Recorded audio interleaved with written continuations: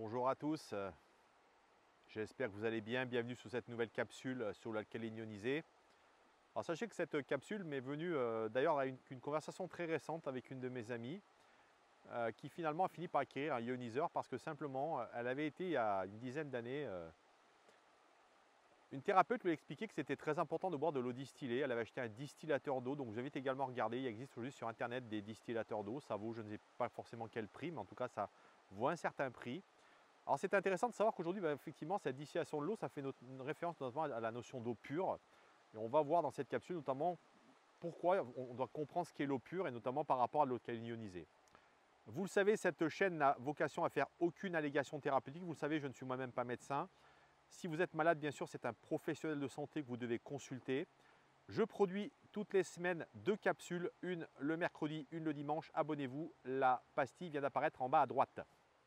Alors en préambule, pour comprendre cette notion d'eau pure, finalement, je me suis demandé d'où venait ce concept de l'eau pure.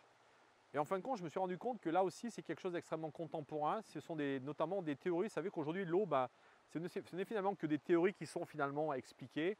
Sachez que moi-même aujourd'hui, je ne me base que sur de l'expérimentation qui me permet de comprendre des choses.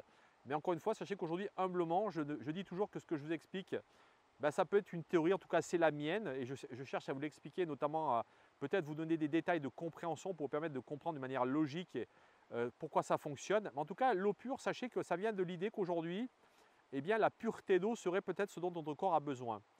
Et ça peut s'expliquer simplement par 2 aspects. Sachez qu'on a eu une école notamment qui a beaucoup influencé la naturopathie, j'en ai déjà parlé dans une de mes capsules, qui est la bioélectronique de Vincent. Alors sachez que j'ai beaucoup de respect pour cet homme qui a fait des travaux remarquables. Ce qu'il faut simplement comprendre, c'est que Vincent disait en l'occurrence qu'il fallait boire une eau faiblement minéralisée. Et ça faisait simplement référence à effectivement quelque chose sur lequel il avait entièrement raison, que notamment les eaux, notamment telles qu'on les connaissait à l'époque, et même encore aujourd'hui, d'autant plus aujourd'hui, que ce soit des eaux en bouteille qui sont finalement chargées en plastique et qui ont tellement subi de traitement via le soleil et la température, et bien finalement ne sont plus du tout en capacité que notre corps puisse les reconnaître comme des eaux de qualité. Et les eaux de nos réseaux, de nos robinets sont forcément bourrées de produits chimiques et notre corps, bien sûr, ne peut absolument pas les assimiler correctement. Donc de ce point de vue-là, Vincent avait raison, sans doute dans l'idée qu'aujourd'hui, il fallait effectivement consommer des eaux peu minéralisées. Alors, en deuxième lieu, il faut savoir également, peut-être ce qui pourrait expliquer ces théories, c'est justement, d'ailleurs c'est Vincent qui le dit, et je vais vous lire textuellement d'ailleurs ce qu'il vous dit. L'eau vaut pour ce qu'elle emporte, non pour ce qu'elle apporte. Donc vous voyez que ce qui est simplement expliqué ici, c'est qu'en fin de compte, l'eau est un puissant solvant. On le sait dans l'un des deux. Regardez autour de moi d'ailleurs. Vous avez de l'eau, vous avez des rochers. Qu'est-ce qui se passe? Eh bien, l'eau, au fil des temps, des millénaires, a finalement creusé, vous voyez, des canyons, des rivières, donc a fait avec le vent et la pluie, a érodé finalement tout ce qu'elle touche. Donc on le sait, l'eau dans le corps est un puissant solvant. Et donc dans cette idée, on s'est dit que finalement l'eau pouvait être dans le corps, effectivement, être beaucoup plus importante pour ce qu'elle emporte, c'est-à-dire pour le fait qu'elle a un rôle nettoyant, alors qu'effectivement pour Vincent notamment et certains de ses adeptes, eh bien que l'eau n'apportait pas de minéraux dans le corps. Donc c'est pour cette raison que Vincent préconisait des eaux finalement très peu minéralisées et souvent des eaux légèrement acides. Pourquoi finalement on pense des choses comme ça? Et finalement je me suis dit, encore une fois, comme je vous le dis souvent, la nature reste aujourd'hui ma principale source d'inspiration. Et je me suis dit, qu'est-ce que nous montre la nature? Et d'une manière aujourd'hui un peu générale, regardez comment l'eau est produite dans la nature et regardez simplement qu'est-ce qui se passe. L'eau donc s'évapore, passe dans les nuages, retombe ensuite dans les terrains et suivant effectivement les endroits où elle va retomber, eh bien elle va par filtration, par perméabilité rentrer dans les sols, se charger de différents minéraux et ensuite ressortir dans différents endroits, que ce soit des sources principalement ou notamment des endroits où l'eau va couler sous forme de cascades, dans des rivières, dans des torrents. Eh bien on va avoir cette eau qui va sortir, chargée bien sûr différemment au niveau de sa minéralité. Et ce qui est tout à fait intéressant aujourd'hui, c'est de se rendre compte que toutes les eaux sont minéralisées. Je ne connais pas sur ce globe des eaux qui ne soient pas minéralisées. Alors sachez qu'effectivement, on va avoir dans certains terrains des eaux beaucoup plus acides. Je pense notamment, moi, des endroits que je connais bien, qui sont la Loire, la Haute-Loire. Et sachez qu'en Haute-Loire, par exemple, eh bien, on a des eaux très acides et vous allez retrouver finalement des eaux qui ont un pH souvent très acide. Donc on voit bien que c'est simplement par la nature des terrains que finalement la minéralité de l'eau, de cette eau va se changer en eau effectivement soit acide, soit alcaline. Mais d'une manière générale, sachez que l'eau va être naturellement chargée en minéraux. Et ensuite, ce qu'on peut remarquer, c'est que depuis la nuit des temps, lorsque les populations notamment se sont installées dans des endroits, qu'est-ce qu'elles ont fait? Elles ont bien sûr cherché des points où il y avait de l'eau. Et très souvent, et on le voit d'une manière un peu contemporaine, si on regarde le début du XXe siècle en France, où on avait un grand nombre, notamment dans les villages, et je pense notamment dans le sud de la France, vous savez, tout ce qu'on voit notamment dans les films de Marcel Pagnol, toutes ces fontaines de villages, mais qu'est-ce qui se passait? C'est que les gens finalement se mettaient dans des endroits où l'eau était potable, où on pouvait la boire. On a donc constitué des fontaines, on a récupéré cette eau, on a commencé à la domestiquer. Et on se rend compte d'une manière assez évidente que là où sont installées les populations, souvent l'eau effectivement était bonne à la santé et les gens en buvaient. Ce que nous démontre la nature, c'est que le concept d'eau pure n'existe pas dans la nature. C'est un concept qui a été bien sûr inventé par l'homme. Et d'ailleurs, je fais peut-être une digression. J'en ai déjà parlé dans une de mes capsules, mais sachez que notamment le principe de l'osmose, qui a d'ailleurs été inventé par la NASA pour les voyages spatiaux, avait été justement inventé pour justement permettre aux astronautes de boire via leur propre urine une eau qui était osmosée, donc une eau qui était complètement purifiée, mais qui n'était absolument plus minéralisée. C'est que donc, quand on regarde la nature, on peut également regarder les mammifères principalement, parce que nous sommes extrêmement proches des mammifères, notamment lorsqu'on assimile de l'eau. Eh bien, c'est qu'aujourd'hui, les mammifères également, bien sûr, consomment de l'eau dans une rivière, sont capables de consommer l'eau dans une source. Et le mammifère, vous voyez, a cet instinct qui fait qu'en fin de compte, lorsqu'il va boire de l'eau, eh bien, il va instinctivement reconnaître quelle est cette bonne eau.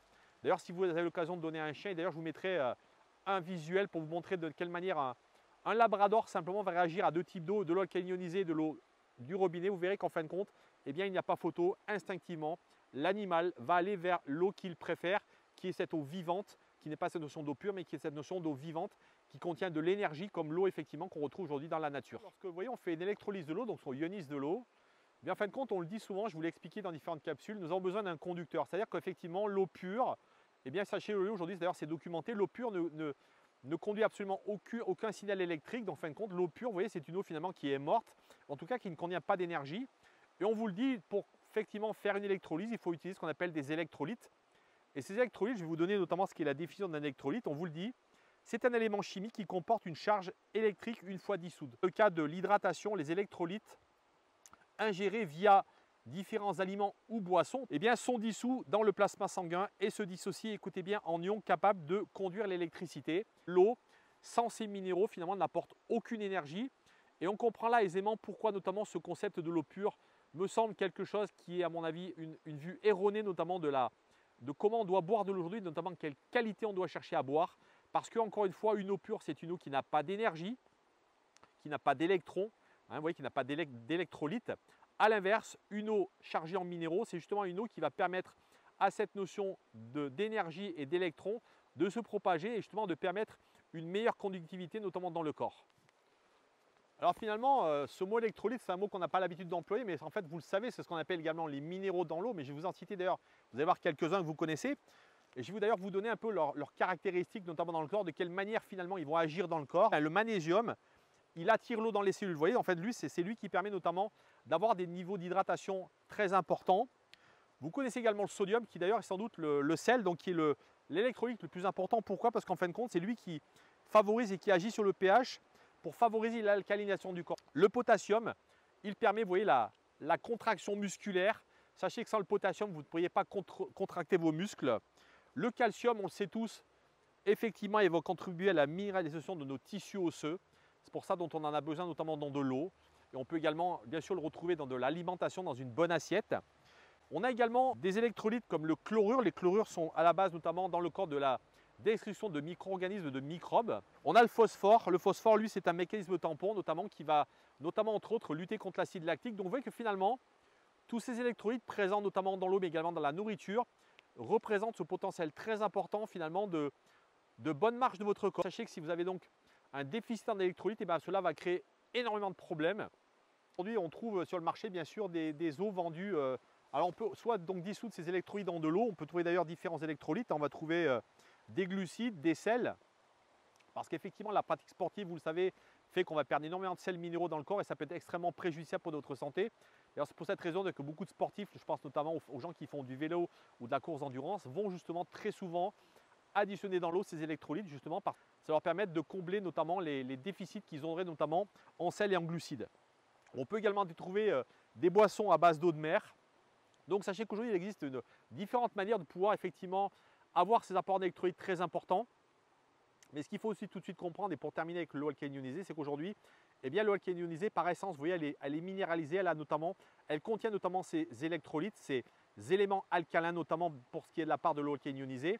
Et sachez qu'effectivement, on se rend compte qu'aujourd'hui, notre eau alcaline ionisée va répondre justement à beaucoup de gens, justement même des gens qui font du sport par exemple. Et sachez qu'aujourd'hui, quelqu'un qui fait du sport, et bien simplement en consommant de l'eau alcaline ionisée, à un pH très élevé, va finalement avoir beaucoup d'apports très intéressants. Nous avons d'ailleurs des amis, j'ai un de nos amis qui est marathonien, qui fait donc de la course d'endurance, de la course de fond, qui fait également des trails et qui emporte avec lui via un camelback et bien dans son sac à dos de cette eau alcaline ionisée et qui nous témoignait récemment de ses performances notamment sur le plan sportif. Donc vous voyez simplement ce que je voulais simplement évoquer ici, c'est que notamment cette notion d'eau pure, eh bien, elle me semble extrêmement, je dirais, controversée. Encore une fois, je ne vais pas critiquer, je pense que chacun doit faire sa propre analyse, sa propre expérience. En tout cas, je peux vous dire que mon ami aujourd'hui qui a acquis ce ioniseur peut vraiment voir la grosse différence qu'elle a notamment lorsqu'elle boit cette eau, puisqu'elle s'est séparée bien sûr de son distillateur. Et je vous le rappelle, l'eau alcaline ionisée, elle a 3 propriétés. La première, elle est alcaline, elle va donc comme un buvard tamponner l'excès d'acidité de votre corps et également renforcer vos tampons alcalins. La deuxième propriété, elle est antioxydante, donc elle va être là pour justement piéger les radicaux libres qui sont responsables du vieillissement cellulaire et de votre peau. Et la dernière, c'est une eau microstructurée qui va être beaucoup plus hydratante, qui a un niveau d'assimilation beaucoup plus important et qui va surtout avoir 2 aspects importants.